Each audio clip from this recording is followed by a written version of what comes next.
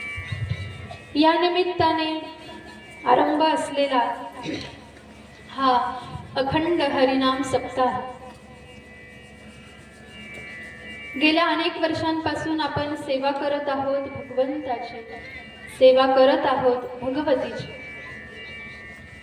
आणि ही सेवा आरंभ करण्यासाठी, सेवा करण्यासाठी तुम्हाला मला ज्यांनी प्रेरणा दिली असे आपले मार्गदर्शक असणारे नव्हे संतत्व पदाला पोहोचलेले वैकुंठवासी हरिभक्तपरायण बाळासाहेब महाराज सुखासे, की ज्यांनी या गावाला प्रेरणा दिली हरसू मातेचा उत्सव करण्याची, ज्यांनी या गावाला प्रेरणा दिली भगवंताचं नाम गाण्याची, आणि ज्यांनी तुम्हाला मला प्रेरणा दिलेली आहे परमार्थ करण्याची.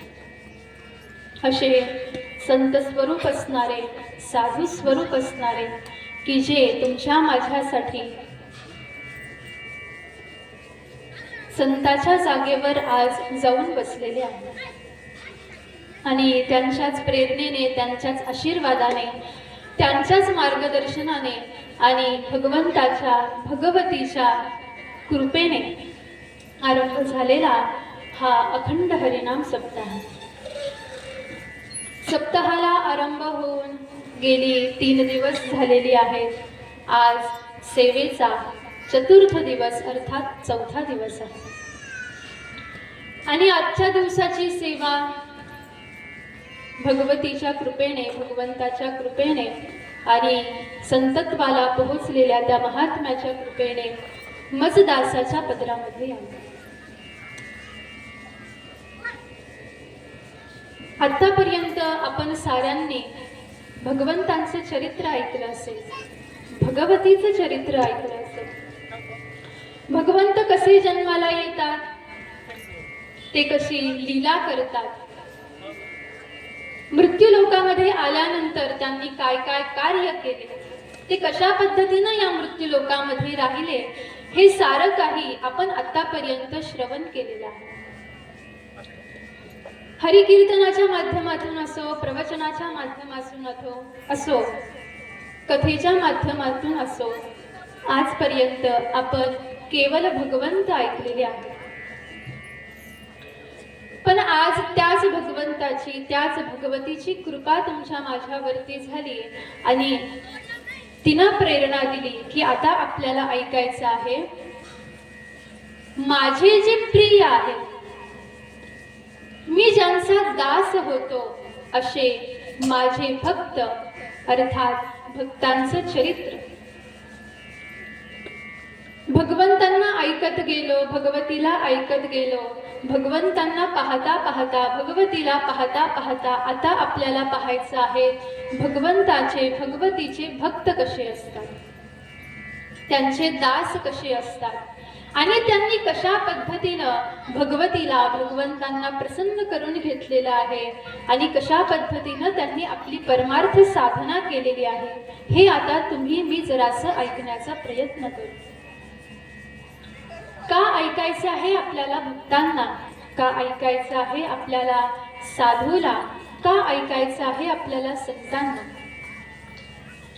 तर याला एक उत्तर आहे, जोपर्यंत आपण त्यांना ऐकणार नाही तोपर्यंत आपण त्यांच्यासारखे होऊ शकत नाही.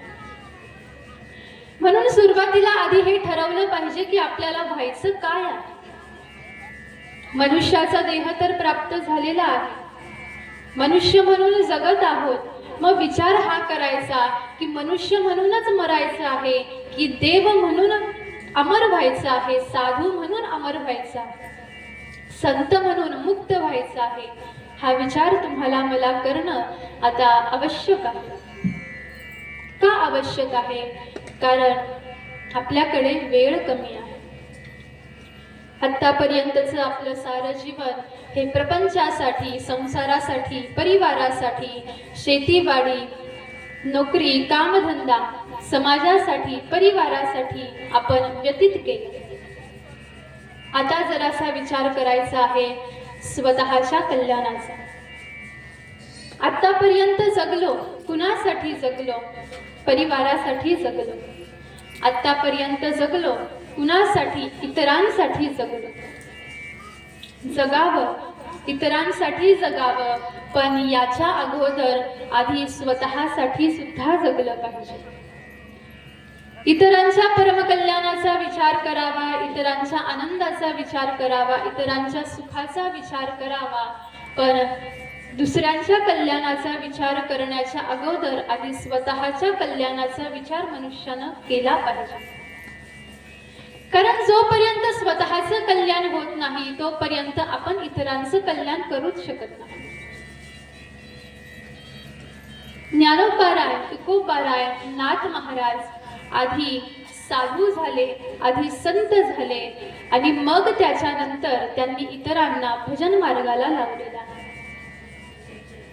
इतरांना मला ज्या ठिकाणावरती नेऊन पोहोचवायचं आहे त्या ठिकाणावरती आधी मी स्थित झालो पाहिजे, हे सूत्र आहे. म्हणून आधी ज्ञानोबाराय त्या अवस्थेपर्यंत जाऊन पोहोचले आणि त्याच्यानंतर त्यांनी तुम्हाला मला आवाहन केलं, प्रेरणा केली, उपदेश केला की आता तुम्ही चला. कुठं जायचं? माझ्या पाठीमागे चला. ज्ञानोबारायांच्या पाठीमागे आपण चाललो तर आपल्याला ते कुठं नेतील? जिथं ते जाऊन पोहोचले आहेत तिथं ते तुम्हाला मला नेत असतात. म्हणून इतरांकडे पाहण्यापेक्षा, इतरांचं कल्याण करण्यापेक्षा, इतरांचा विचार करण्याच्या अगोदर पारमार्थिक दृष्टिकोनातून आधी स्वतःच्या परमकल्याणाचा विचार मनुष्याने केला पाहिजे. आणि आता आपल्या जर का वयोमानाचा जर का आपण विचार केला तर मला असं वाटतं की आता आपला उत्तर काळ आरंभ झालेला आहे असं म्हणण्यास काही हरकत नाही. जगलो आपण आतापर्यंत इतरांसाठी, जगलो आपण घरादारासाठी, परिवारासाठी. आपल्या वाट्याला आलेली कर्तव्य कर्म आपण पूर्ण केलेली आहेत आणि आता आपण निवृत्त होऊन जायला पाहिजे. कशातून निवृत्त व्हावं? संसारातून निवृत्त व्हावं, प्रपंचातून निवृत्त व्हावं आणि आरंभ करावी आपली परमार्थाची साधना, आरंभ करावी भगवतीच्या दिशेनं जाणारी, वाटेवरती जाणाऱ्या चालण्यासाठी आरंभ करून द्यावा. मग कसं जायचं त्यांच्यापर्यंत? तर त्या भगवतीपर्यंत, त्या भगवंतापर्यंत जे जाऊन पोहोचलेले आहेत त्यांच्याकडे पाहून आपल्याला त्यांच्यासारखं जायचं आहे. महाजनो येन गतस्स बंधः. त्या भगवतीपर्यंत जाण्यासाठी, त्या भगवंतापर्यंत जाण्यासाठी कोणती वाट धरावी? तर याला उत्तर देतं शास्त्र की ज्या वाटेवरून महापुरुष गेलेले आहेत, महाजन, महात्मे गेलेले आहेत, ती वाट तुमच्या माझ्यासाठी सोयीस्कर, सोपी आणि परमकल्याणाची आहे. म्हणून कोणत्या वाटेने जावं? तर याला उत्तर देतात महाजनो येन गतस्स बंधः. ज्या वाटेवरून भगवत भक्त गेलेले आहेत, ज्या वाटेवरून संत गेलेले आहेत, ज्या वाटेवरून साधू गेलेले आहेत. मग ती वाट पाहायची असेल, त्या साधूला पाहायचं असेल, त्यांनी कशी परमार्थ साधना केली आणि कसं त्यांनी भगवंतांना, आपल्या सद्गुरूंना प्रसन्न करून घेतलं, हे जर पाहायचं असेल तर त्याच्यासाठी पाहावं लागतं त्यांचं चरित्र. ते कसे राहिले, त्यांनी कसा प्रपंच केला, प्रपंच करता करता कसा त्यांनी परमार्थ सुद्धा साधला, हे पाहावं लागतं त्यांच्या चरित्रामध्ये. म्हणून त्यांच्याकडे पाहावं. एक सूत्र आपण श्रवण केलं की आपल्याला ज्यांच्यासारखं व्हायचं असेल आपण त्यांच्याकडे पाहावं, त्यांच्यासारखं वागावं. म्हणून साधू जर व्हायचं असेल तर साधूंचं चरित्र पाहावं, संतांचं चरित्र पाहावं. भगवंत जर व्हायचं असेल तर भगवंतांचं चरित्र पाहावं, भगवतीचं चरित्र पाहावं. आणि याच्याही पुढे जाऊन भगवंत जर व्हायचं असेल तर त्याच्यासाठी भगवंताचं चरित्र पाहण्याच्या अगोदर पाहावं साधूचं चरित्र. का? कारण साधू तुम्हाला मला त्या भगवंतापर्यंत नेऊन पोहोचवत असतात. कारण ते तिथं जाऊन बसलेले आहेत, ते त्या मार्गावरून वाटचाल करून गेलेले आहेत. त्यांनी तो संपूर्ण मार्ग पाहिलेला आहे, त्यांनी भगवंताला पाहिलेला आहे, त्यांनी भगवतीला पाहिलेला आहे. आणि म्हणून भगवंत भगवती जर पाहायची असेल तर त्याच्यासाठी सुद्धा आधी साधू पहावे, असे आधी संत पहावे. म्हणून त्यांचं चरित्र आहे, म्हणून त्यांची कथा आहे. हे एक कारण. आणि अजून एक कारण, का ऐकावी साधूची कथा.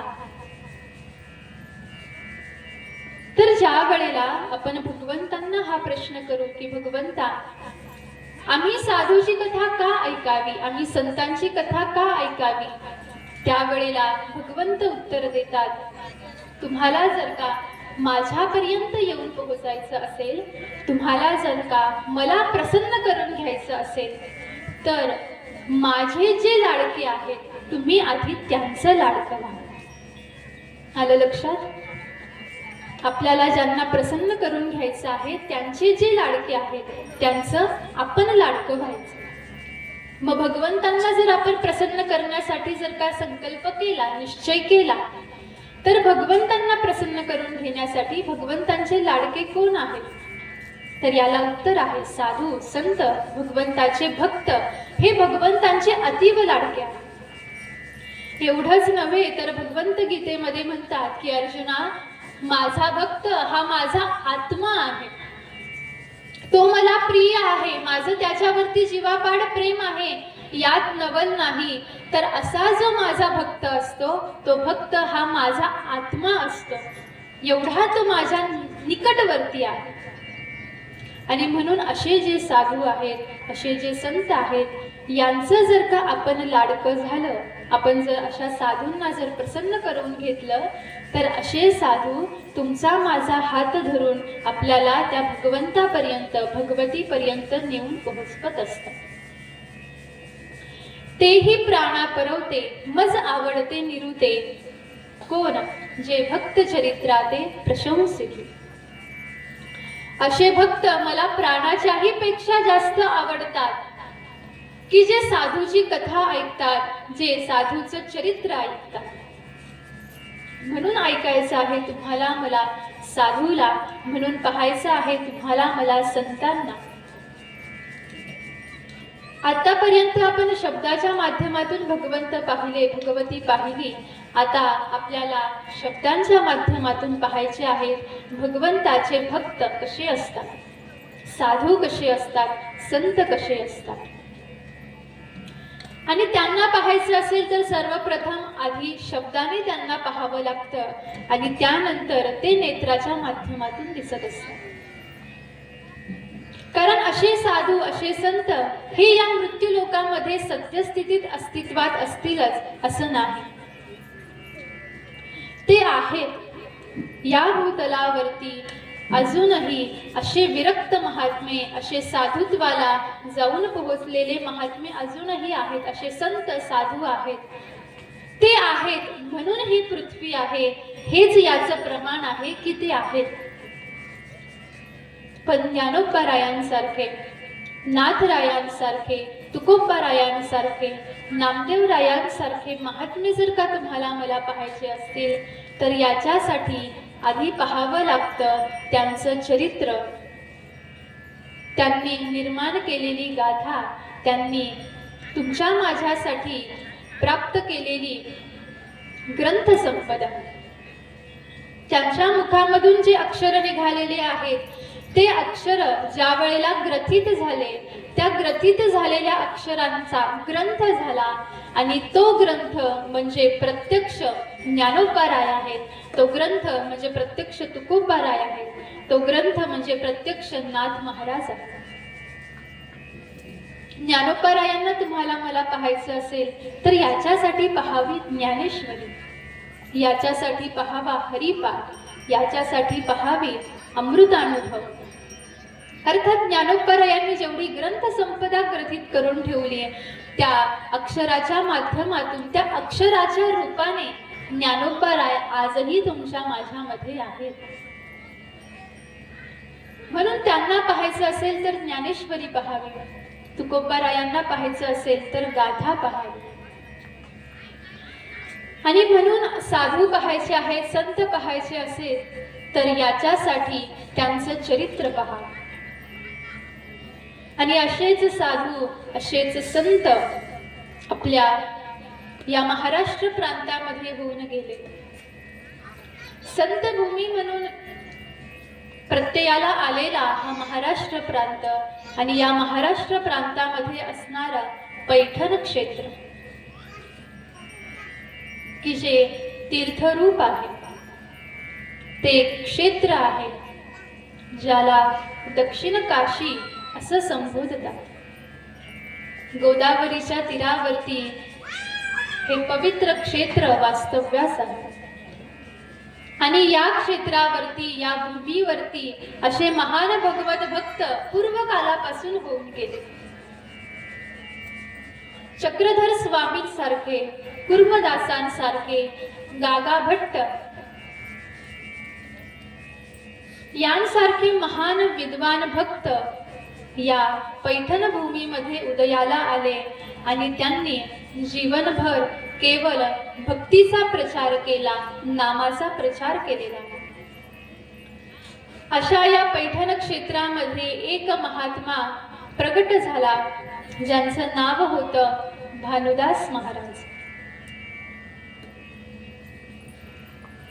असे भानुदास महाराज ज्यांचा जन्म हा सूर्यकुलामध्ये झालेला आहे. कुलाचार पद्धतीनुसार यांच्या परंपरेमध्ये भगवान सूर्यनारायणांची उपासना चालत आलेली होती आणि तीच उपासना पिढ्यानपिढ्या अशीच चालू राहिली आणि त्याच्या परिणाम स्वरूपाने सूर्यनारायणांचे अवतार म्हणून जे उदयाला आले असे भानुदास महाराज प्रकट झालेले आहेत. बालवय आहे, परंतु बालपणापासूनच विरक्त अवस्था प्राप्त झालेली होती. बालपणामध्ये शास्त्राध्ययन झालं, वेदाध्ययन संपन्न झालं आणि त्यानंतर आरंभ झाला व्यापार. जो पूर्वापार परंपरेने व्यापार चालू होता, तोच व्यापार, तोच उद्योग, कामधंदा आता भानुदास महाराजही पाहत आहेत. विवाह झाला आणि गृहस्थाश्रमाला आरंभ होऊन गेलेला आहे. तत्पूर्वी ज्या वेळेला भानुदास महाराज लहान होते त्यावेळेला एक घटना महाराजांच्या जीवनामध्ये घडली. एक दिवस रोज वडील भानुदास महाराजांना काही श्लोकांची संथा द्यायचे, पाठ द्यायचे आणि असं सांगितलं जायचं की मी संध्याकाळी घरी परत येईपर्यंत हा पाठ तुझा सोडवून झाला पाहिजे. एक दिवस भानुदास महाराजांकडून पाठ सोडवून झाला नाही.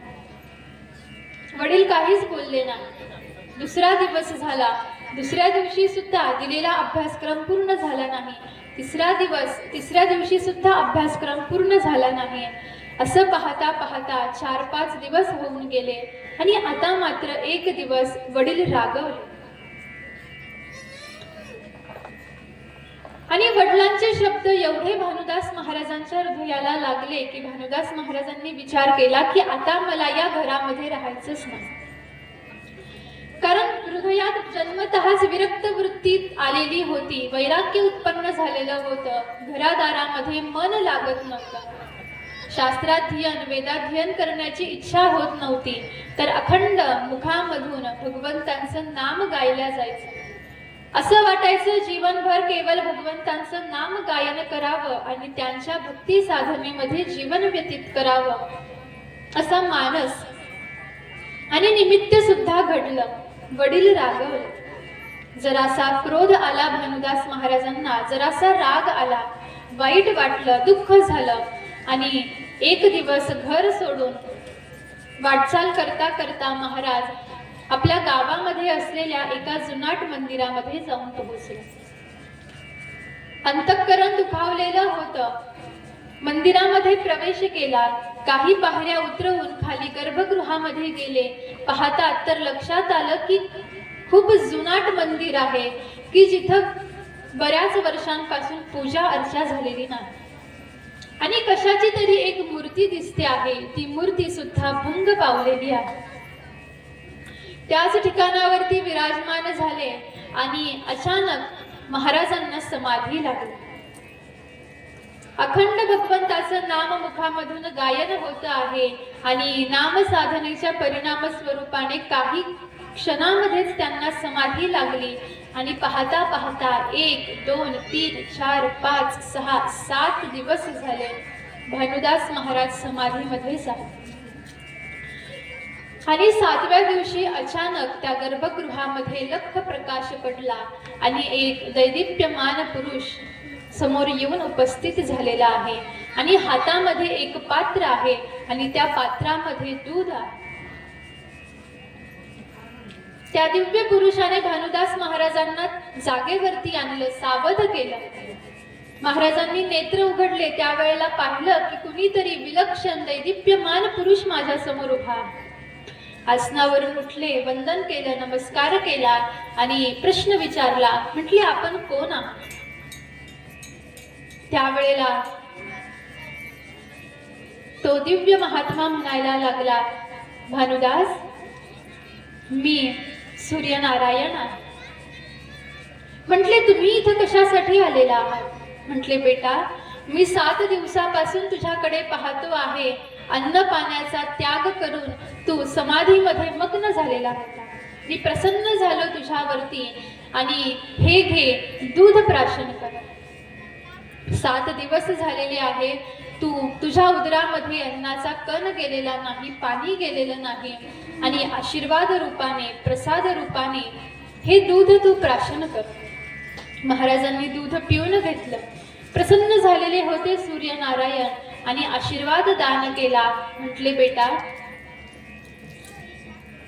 जे वैराग्य तुझ्या हृदयामध्ये, अंतःकरणामध्ये स्थिर झालेलं आहे, त्या वैराग्याच्या बळावरती अखंड जीवनभर तुझ्याकडून भगवंतांची परमार्थ साधना घडेल असा आशीर्वाद मी तुला देतो.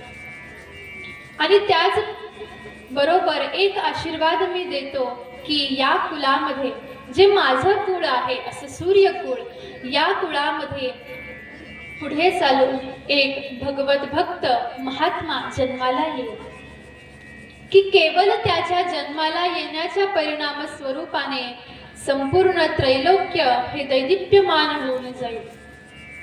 ज्याच्या येण्याचा आनंद संपूर्ण सृष्टी साजरा करेल असा महात्मा ज्या वेळेला येईल, त्यावेळेला केवळ त्यांच्या चरण स्पर्शाने कित्येक जीव उद्धार पावतील, मुक्त होतील असा आशीर्वाद सूर्यनारायणांनी महाराजांना, भानुदास महाराजांना दान केला आणि अंतर्धान पावले. महाराज सावध झालेले आहेत. लक्षात आलं 7 दिवस होऊन गेले, आपण घरी गेलो नाही. आपले आई वडील चिंता करत असतील म्हणून धावत जाऊन घरी पोहोचले. गेल्याबरोबर आधी वडिलांना मिठी मारली आणि सांगितलं, म्हटले, बाबा, मी आपल्या गावामध्ये असलेल्या मंदिरामध्ये गेलो होतो आणि तिथं मला अनायासे अचानक समाधी लागली आणि 7 दिवसानंतर आपल्या कुळाचे जे उपासक आहेत असे सूर्यनारायण भगवंत माझ्या समोर सगुण साकार झाले आणि त्यांनी मला असा आशीर्वाद दिलेला आहे. हे ज्या वेळेला वडिलांनी ऐकलं त्यावेळेला सगळा क्रोध मावळून गेला. महाराजांना जवळ घेतलं आणि म्हटले, बेटा, तुला जसा प्रपंच करायचा असेल, जशी परमार्थ साधना करायची असेल तशी कर. कारण प्रत्यक्ष सूर्यनारायणांनी तुला आशीर्वाद दिलेला आहे आणि त्यांचा आशीर्वाद हा नक्कीच फलद्रूप होईल. आणि तिथून पुढे आरंभ झाली महाराजांची परमार्थ साधना. एक नियम घेतलेला होता, दरवर्षी पंढरपुरामध्ये भगवंतांची भेट घेण्यासाठी जाण्याचा. त्याच पद्धतीनं जे कर्तव्य पालन करण्यासाठी जो व्यापार उद्योग कामधंदा जो आरंभ केलेला होता त्याचे सुद्धा अनुक्रमण एका बाजूला चाललेलं आहे. आणि एक दिवस एका वर्षीच्या आषाढीसाठी भानुदास महाराज आता पंढरपुरामध्ये जाण्यासाठी सज्ज झाले.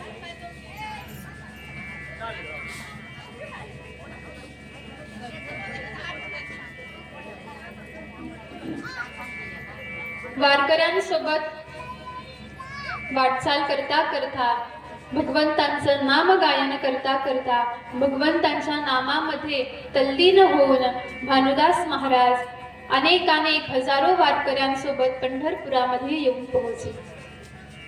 पण जसंच पंढरपुरामध्ये येऊन पोहोचले लक्षात आलं की काहीतरी विलक्षण उदासीनता त्या वातावरणामध्ये त्यांना जाणवायला लागली. इथून मागे ज्या वेळेला पंढरपुरामध्ये यायचो त्या वेळेला एक विलक्षण चैतन्य जाणवायचं, एक प्रसन्नता उत्साह जाणवायचा. पण यावर्षी असं काय झालं की वातावरणामध्ये जरासा बदल झालेला आहे. उदासीनता जाणवते आहे, शोककळा सगळीकडे पसरलेली आहे, सृष्टी सुद्धा प्रफुल्लित होण्यासाठी तयार नाही. आणि हाच विचार करता करता महाराज गावामध्ये येऊन पोहोचले. मंदिरामध्ये आले त्यावेळेला लक्षात आलं की मंदिरामध्ये हजारो वारकरी शोक करत आहेत, रडत आहेत. काय झालं काहीच कळना. आणि भगवंतांचं दर्शन घ्यावं म्हणून आतमध्ये येऊन पोहोचले. गर्भगृहामध्ये ज्या वेळेला गेले त्यावेळेला लक्षात आलं की गर्भगृहामध्ये भगवंत नाहीत. कुठं गेले भगवंत? वारकऱ्यांना विचारलं त्यावेळेला सांगितलं की विजयनगरचा राजा कृष्णदेवराय हा पंढरपुरामध्ये आला होता.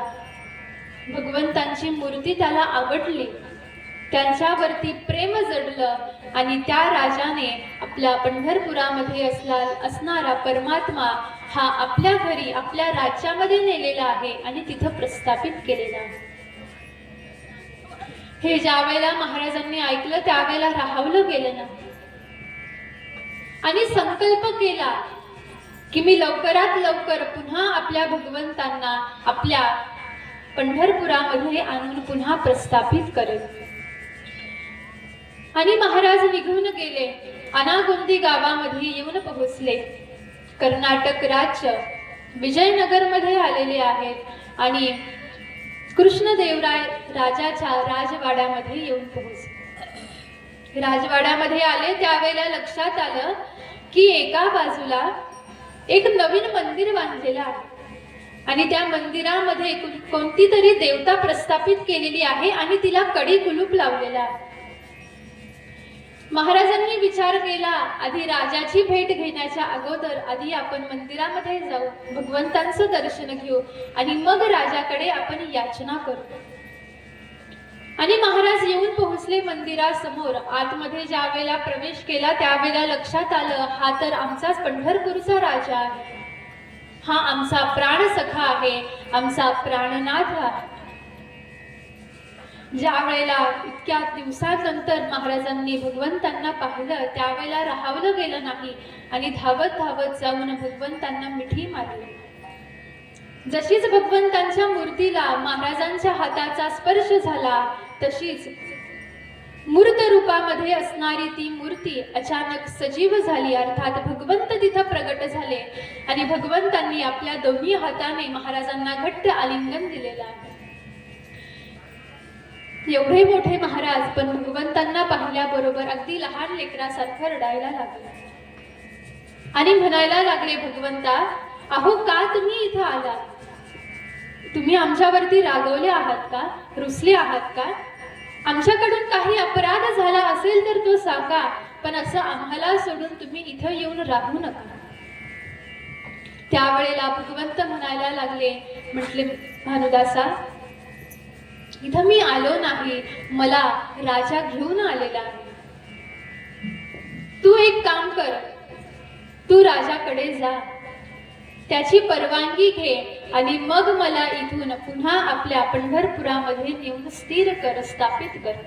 म्हटले काही हरकत नाही. जशी तुमची इच्छा. भगवंत प्रसन्न झालेले होते. भगवंतांनी आपल्या गळ्यामध्ये असलेला रत्नहार काढला आणि भानुदास महाराजांच्या गळ्यामध्ये घातला. भगवंतांची भेट घेतली आणि महाराज पुन्हा निघून गेले. राजवाड्यामध्ये गेले नाही. विचार करायला लागले की आता कशा पद्धतीनं राजाला मनवावं, कशा पद्धतीनं राजाची परवानगी घ्यावी. आणि म्हणून विचार करता करता महाराज अरण्यामध्ये येऊन पोहोचले आणि एका वृक्षाच्या छायेखाली विराजमान झालेले आहेत.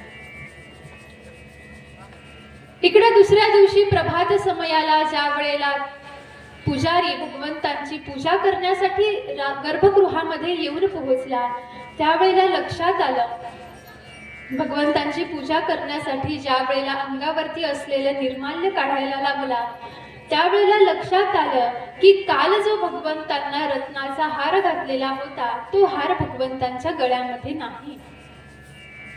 पाहता पाहता वार्ता राजापर्यंत जाऊन पोहोचली. म्हटले भगवंतांच्या गळ्यामध्ये असलेला रत्नाचा हार हा चोरी गेलेला आहे. हे ऐकल्याबरोबर राजाने आदेश दिला की संपूर्ण राज्यामध्ये शोध घ्या, प्रत्येकाच्या घरामध्ये चौकशी करा, प्रत्येक व्यक्तीला विचारा आणि लवकरात लवकर भगवंतांचा हार परत घेऊन या. राजा बोले दलहाले या न्यायानुसार जसाच आदेश प्राप्त झाला, सारे सैनिक संपूर्ण राज्यामध्ये आता तो रत्नहार शोधण्यासाठी निघून गेलेले आहेत. शोध घेता घेता घेता घेता अचानक काही सैनिक अरण्यामध्ये येऊन पोहोचले. कुठून तरी भगवंताच्या नामाचा आवाज येतो आहे म्हणून शोध घेता घेता पाहतात तर लक्षात आलं की कुणीतरी महात्मा झाडाखाली विराजमान झालेला. त्यांच्याकडे जावं, त्यांचं दर्शन घ्यावं आणि त्यांना जराशी विचारपूस करावी अशा हेतून ज्या वेळेला ते सैनिक महाराजांजवळ जाऊन पोहोचले, त्यावेळेला त्यांना पाहिल्याबरोबर लक्षात आलं की भगवंताच्या गळ्यामध्ये असलेला रत्नाचा हार या महाराजाच्या गळ्यामध्ये आहे. मागचा पुढचा कोणताच विचार केला नाही आणि महाराजांना पकडलं आणि राजाला सांगितलं. म्हटले चोर पकडलेला. राजाने सुद्धा पाहिलं नाही की चोर म्हणून कुणाला आणलं आणि आदेश दिला की त्या चोराला सुळावरती चढवून द्या. भानुदास महाराज आश्चर्यचकित झालेले आहेत. काय होत आहे, काय घडतं आहे काहीच लक्षात येत नाही.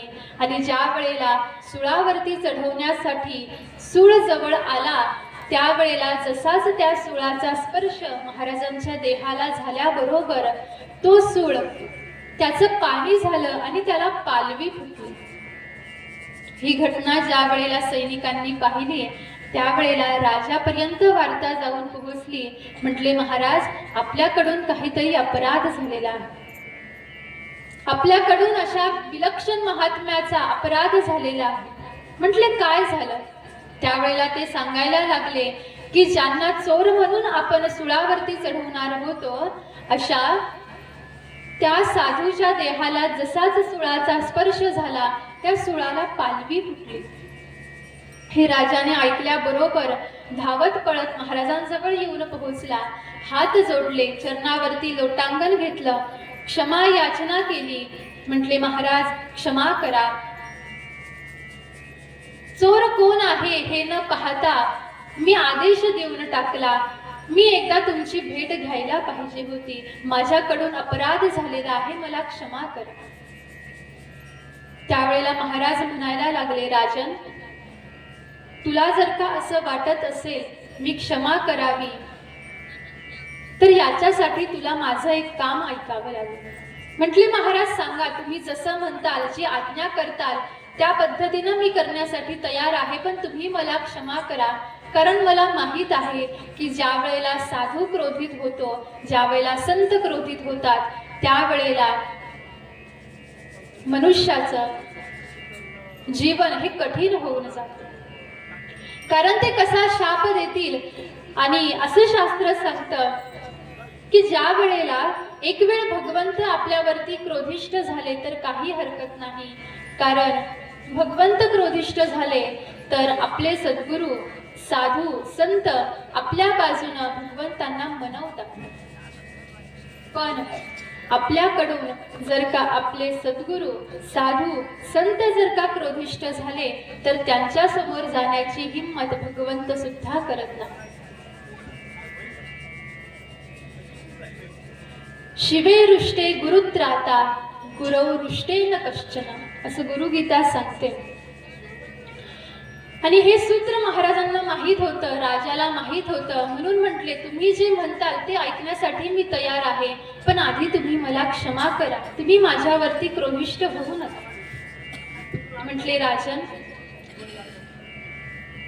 मी तुला क्षमा करतो, पण माझं एक म्हणणं आहे, तू ज्या भगवंतांना तुझ्या राज्यामध्ये आणून प्रस्थापित केलेलं आहे त्या भगवंतांना तू माझ्या सोबत दे. आता मात्र राजाला नकार देता आला नाही. म्हटले काही हरकत नाही, जशी तुमची इच्छा. आणि राजा तयार झाला. जसाच महाराजांनी भगवंतांच्या मूर्तीला हात लावला त्यावेळेला जड असणारी भगवंतांची मूर्ती अचानक हलकी झाली आणि महाराजांच्या कमरेवरती येऊन बसली. तिला आपल्या हातामध्ये घेऊन दोन्ही हातावरती घेऊन महाराज वाटचाल करत करत चाललेले आहेत. आणि पाहता पाहता महाराज जाऊन पोहोचले पंढरपुरामध्ये. गेल्या 4 महिन्यापासून जे वारकरी आशा धरून बसले होते की कधी महाराज येतील, कधी भानुदास महाराज येतील आणि कधी आमच्या भगवंतांना परत आम्हाला देतील अशी वाट पाहत बसणारे वारकरी आज 4 महिने झाले आणि बरोबर महाराजांना आलेलं पाहिलं. एकटे महाराज आलेले नाहीत तर महाराजांच्या कमरेवरती आपला परमात्मा सुद्धा आहे. हे ज्या वेळेला पाहिलं त्यावेळेला प्रसन्न झाले. महाराजांजवळ जाऊन पोहोचले, त्यांचं चरणवंदन केलेलं आहे आणि म्हणतात महाराज जसे तुम्ही भगवंतांना घेऊन आलेला आहात आता तसंच तुम्ही तुमच्या हाताने आता पुन्हा आपल्या प्राणसख्याला या गर्भगृहामध्ये प्रस्थापित करा. महाराज गर्भगृहामध्ये येऊन पोहोचले आणि पुन्हा भगवंतांना त्याच जागेवरती प्रस्थापित केलं, स्थिर केलं. आणि इतिहास असा सांगतो की त्या घटनेनंतर चातुर्मासाची परंपरा ही आरंभ होऊन गेलेली आहे. कारण आषाढीसाठी ज्या वेळेला वारकरी पंढरपुरामध्ये गेले होते त्यावेळेला तिथं भगवंत नव्हते आणि भगवंत येईपर्यंत बरोबर 4 महिन्याचा कालावधी लागला आणि भगवंतांची वाट पाहत सगळे वारकरी 4 महिने पंढरपुरामध्ये होते. आणि त्यानंतर मग चातुर्मासाची परंपरा आरंभ होऊन गेलेली आहे. असे हे महान भगवत भक्त भानुदास महाराज की ज्यांच्या प्रेमाखातर ज्यांच्या प्रेमापोटी पंढरपुरामधून निघून गेलेला परमात्मा परत पंढरपुरामध्ये आला आणि आजपर्यंत तुमच्या माझ्यासाठी अखंड तिथंच उभा आहे. असे हे महाराज आणि यांच्या कुळामध्ये पुढे चालून जन्माला आले शांतीब्रह्म असणारे एकनाथ महाराज. भानुदास महाराजांचा विवाह झालेला होता. त्यांचे पुत्र चक्रपाणी महाराज त्यांच्या धर्मपत्नी सरस्वती देवी. चक्रपाणी आणि सरस्वती यांना एक पुत्र झाला, त्याचं नाव सूर्यनारायण. त्यांच्या धर्मपत्नी रुक्मिणीबाई. सूर्यनारायण आणि रुक्मिणीबाई यांचे पुत्र आहेत एकनाथ महाराज. अर्थात नाथ महाराजांचे पंजोबा आहेत भानुदास महाराज. असा नाथ महाराजांचा अवतार, नाथ महाराजांचा जन्म पैठण क्षेत्रामध्ये झाला. महाराजांचा जन्म हा मूळ नक्षत्रावरती झालेला असल्यामुळे जसाच नाथांचा जन्म झाला, अवतार झाला, नाथ महाराजांचे माता पिता हे मरण पावले. त्यामुळे बालपणापासूनच नाथांचा सांभाळ त्यांच्या आजी आजोबांनी केलेला आहे. चक्रपाणी महाराज आणि सरस्वती देवी. जशी अवस्था भानुदास महाराजांची त्यांच्या बाल्यावस्थेमध्ये होती अगदी तशीच अवस्था नाथ महाराजांची सुद्धा. हृदयामध्ये अपार वैराग्य आहे. शास्त्राध्ययन वेदाध्ययनामध्ये बुद्धी चातुर्य आहे. अगदी काहीच कालावधीमध्ये संपूर्ण शास्त्राध्ययन संपन्न केलं, वेदाध्ययन संपन्न केलं आणि पाहता पाहता 12 वर्षाचे झालेले आहेत नाथ महाराज. बालपणापासूनच चिकित्सक बुद्धी होती, तार्किक बुद्धी होती, अर्थात शोध घेत होते. कशाचा? त्या परब्रह्म तत्वाचा, त्या ब्रह्माचा, तो जो जगाला चालवतो तो कुठे आहे, तो मला कसा दिसेल, तो मला कसा भेटेल, केवळ हाच शोध. जेवढे जेवढे गुरुजी नाथांना शिकवण्यासाठी राजवाड्यामध्ये यायचे, वाड्यामध्ये यायचे, त्या वेळेला नाथांचा एकच प्रश्न असायचा. म्हटले, गुरुजी तुम्ही मला हे सारं काही शिकवता, ते मला आवडतं, पण माझा एक प्रश्न आहे की ते ब्रह्म कुठं असतं ते मला सांग. त्यावेळेला आलेल्या गुरुजींना, पंडितांना याचं उत्तर देता येत नव्हतं. पण नाथ महाराज म्हणायचे, एक दिवस नक्कीच मी याचं उत्तर शोधेल आणि केवळ तुम्हालाच नाही तर या संपूर्ण ब्रह्मांडाला मी सांगेल, संपूर्ण मृत्यूलोकाला मी सांगेल की तो एक परमात्मा हा कुठे असतो आणि कसा भेटतो. शास्त्राध्ययन संपन्न झालेलं आहे, वेदाध्ययन संपन्न होऊन गेलेलं आहे. आणि एक दिवस सायंकाळच्या समयाला ज्या वेळेला नाथ महाराज महादेवाच्या मंदिरामध्ये विराजमान झालेले होते, ध्यानामध्ये विराजमान झालेले आहेत, नेत्र बंद केलेले आहेत, पद्मासनामध्ये विराजमान आहेत आणि एवढ्या वेळामध्ये अचानक नाथ महाराजांच्या कानावरती आकाशवाणी झाली.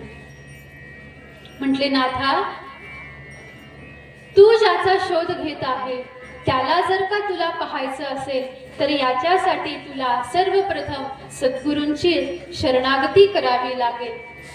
तुला सद्गुरूंचा शोध घ्यावा लागेल, त्यांची सेवा करावी लागेल, त्यांना प्रसन्न करवून घे आणि तुझे सद्गुरू तुला सांगतील की तो परमात्मा हा कुठे आहे आणि तो कसा भेटतो.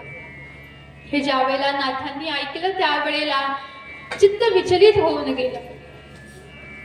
कारण बालपणापासून शोध घेत होते त्याचा, त्या एकाचा, त्या परब्रह्म तत्वाचा. आणि आता भगवंतांनी सुद्धा सांगितलं, आकाशवाणीनं सांगितलं, म्हटले तुला त्याच्यासाठी सद्गुरूंचा शोध घ्यावा लागेल. मग आता विचार करायला लागले, माझे सद्गुरू कुठे असते, माझे सद्गुरू कुठे राहत असते. हा एक विचार हृदयामध्ये, आणि तोच विचार करता करता जसेच मंदिराच्या बाहेर आले, एवढ्या वेळामध्ये कुणीतरी एक पुरुष नाथ महाराजांना जाऊन भेटला. वृद्ध म्हातारा आहे आणि म्हणतात, नाथ बाबा तुम्हीच का? म्हटले, हो, माझं नाव एकनाथ आहे. त्यावेळेला तो पुरुष म्हणायला लागला, म्हटले, नाथा तुम्ही ज्यांना शोधत आहात असे तुमचे सद्गुरू मला माहित आहे. म्हटले, तुमचे सद्गुरू कुठे आहेत? म्हटले, कुठे आहेत माझे सद्गुरू? त्यावेळेला तो सांगायला लागला, देवगिरीच्या किल्ल्यावरती जनार्दन स्वामी नावाचे एक किल्लेदार राहतात आणि ते किल्लेदार तुझे सद्गुरू आहेत. गेल्या कित्येक वर्षापासून ते तुझी वाट पाहत आहेत. म्हटले, बेटा त्यांच्या जवळ जा आणि त्यांना विचार, ते नक्कीच तुझ्यावरती कृपावंत होतील, कृपा करतील. हे ज्या वेळेला नाथांनी ऐकलं त्यावेळेला अतिशय प्रसन्न झालेले आहेत. घरी सुद्धा गेले नाहीत, मंदिरामध्ये होते, तिकडून तसंच देवगिरी किल्ल्याच्या रस्त्याला आपली मार्गक्रमण आरंभ करून दिलेला आहे. वाटचाल करता करता करता करता 3 दिवस 3 रात्र नाथ महाराज चालत आहेत. तहान लागली नाही, भूक लागली नाही, केवळ एक शोध, माझ्या सद्गुरूंची भेट मला घ्यायची आहे. मी कधी माझ्या सद्गुरूंजवळ जाईल, कधी त्यांना भेटेल, कधी त्यांची सेवा आरंभ करून देईल, केवळ हाच हेतू हृदयामध्ये आणि झपाझप पावलं चालत आहे. 3 दिवस 3 रात्र चालता चालता आता मात्र जरासं थकल्यासारखं वाटायला लागलं. सायंकाळच्या समयाला एका मंदिरामध्ये जाऊन पोहोचले. लक्षात आलं खडकेश्वराचं मंदिर आहे. सायंकाळची आरती झाली, संध्योपासना झाली आणि तिथंच मुक्काम करण्याचा विचार केला. कारण त्यानंतर देवगिरी किल्ला हा अवघा 3-4 कोसावरती होता. एक रात्री तिथं मुक्काम केला. दुसऱ्या दिवशी प्रभात समयाला उठले आणि परत रस्त्यानं वाटचाल करायला लागले. जसा जसा किल्ला डोळ्याने दिसायला लागला तसं तसं नाथ महाराजांचं अंतःकरण प्रफुल्लित व्हायला लागलं. अष्टसात्विक भाव हृदयामध्ये दाटून यायला लागला.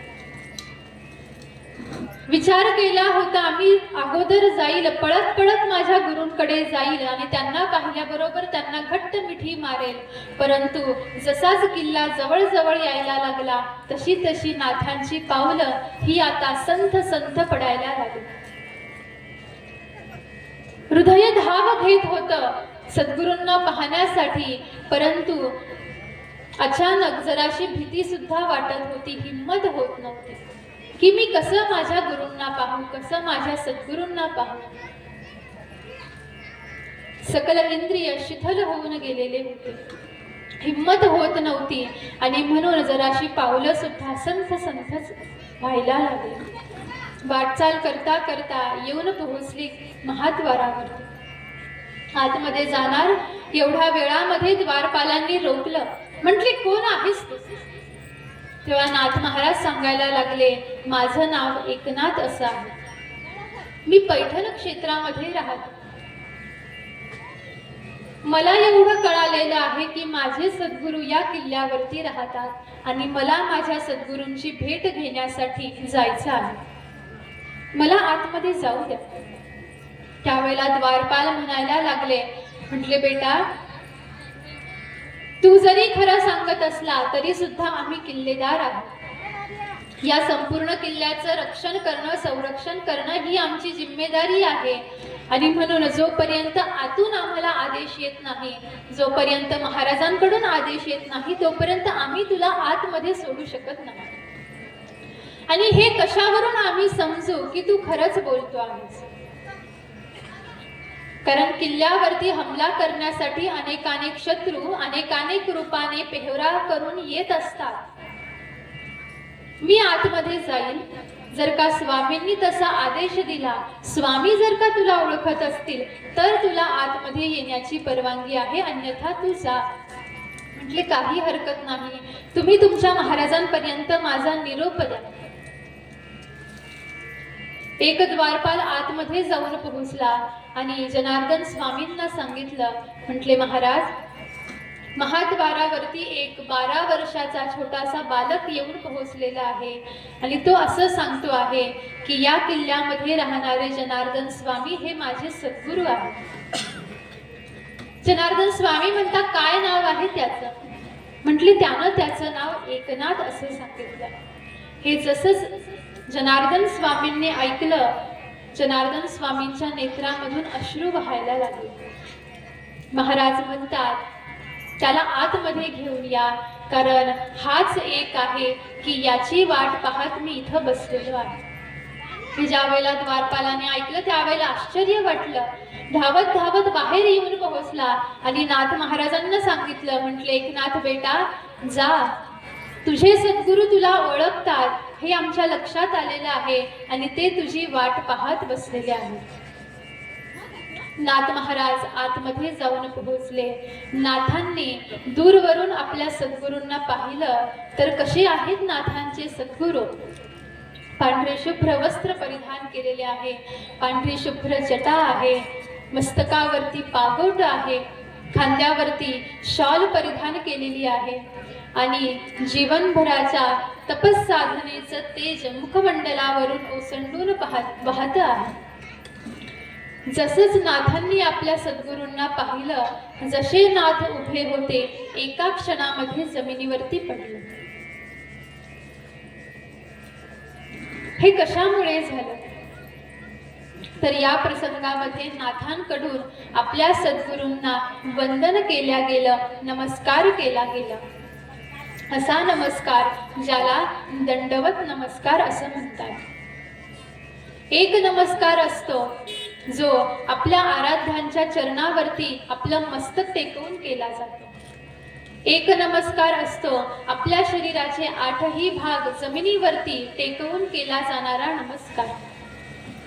एक नमस्कार असतो दोन्ही हात जोडून केला जाणारा नमस्कार. एक नमस्कार असतो आलिंगन देऊन केला जाणारा नमस्कार.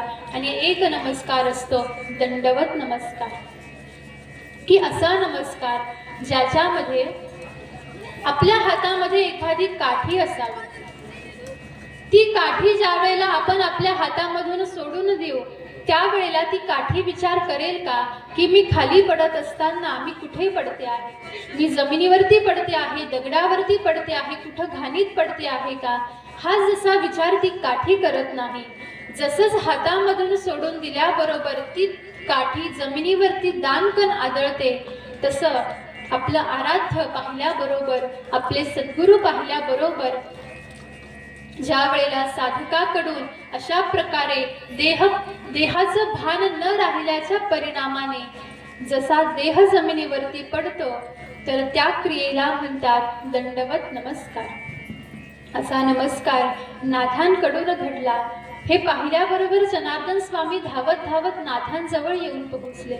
नाथांना आपल्या दोन्ही हाताने उचललं आणि घट्ट मिठीत दान केले. नाथ महाराज रडतात. आपल्या सद्गुरूंची भेट झाली यात आश्चर्य नाही, तर आज नाथांचे सद्गुरू रडत आहेत की माझा शिष्य मला प्राप्त झाला. आणि इथंच सार्थक आहे नाथांच्या जन्माचं, इथंच सार्थक आहे, इथंच नाथांचं वैभव आहे. आपल्यासाठी कुणीतरी जगत आहे, आपल्यासाठी आपली वाट पाहत अजूनही कुणीतरी जिवंत आहे, हे ज्या वेळेला नाथांच्या लक्षात आलं त्यावेळेला आपल्या सद्गुरूंना घट्ट मिठी मारली. रडत आहे, चरणावरती लोटांगण घातलेलं आहे आणि आपल्या नेत्रांमधून वाहणाऱ्या अश्रूच्या माध्यमातून आपल्या गुरूंच्या चरणांचा अभिषेक करत आहे. जनार्दन स्वामी सावध झाले, नाथ महाराज सावध झाले आणि स्वामी म्हणतात, नाथा कशासाठी आला आहेस बेटा इथं? त्यावेळेला नाथ महाराज म्हणतात, गुरु महाराज मला तुमची सेवा करायची आहे, मला तुम्ही तुमच्या जवळच ठेवून घ्या. तुम्ही जशी सेवा मला सांगताल ते सारं काही मी करेन, तुम्ही जी कामं सांगताल ते सारं काही मी करेन. पण माझी एक इच्छा आहे, एक विनंती आहे की तुम्ही मला तुमच्या जवळ ठेवून घ्या. जनार्दन स्वामी म्हणतात, नाथा मी याचीच वाट पाहत होतो की कधी तू माझ्या जवळ येशील आणि कधी माझ्यासोबत राहशील. मी तुला परवानगी दिली, तू इथं राहा, सेवा कर. कारण या सेवेच्या परिणाम स्वरूपाने जे तुला प्राप्त होणार आहे ते प्राप्त झाल्यानंतर ज्या अवस्थेला तू जाऊन पोहोचशील त्याच्या परिणाम स्वरूपाने तुला पाहून हे अखंड हे जे असंख्य अज्ञानी जीव आहेत त्यांचा उद्धार होणार आहे. म्हणून नाथा तू इथंच राहा, सेवा कर. नाथ महाराज आपल्या सद्गुरूंजवळ येऊन पोहोचलेले आहेत. 12 वर्षाचे होते नाथ महाराज आपल्या सद्गुरूंजवळ आलेले आहेत. आजी आजोबांना काहीच पत्ता नाही.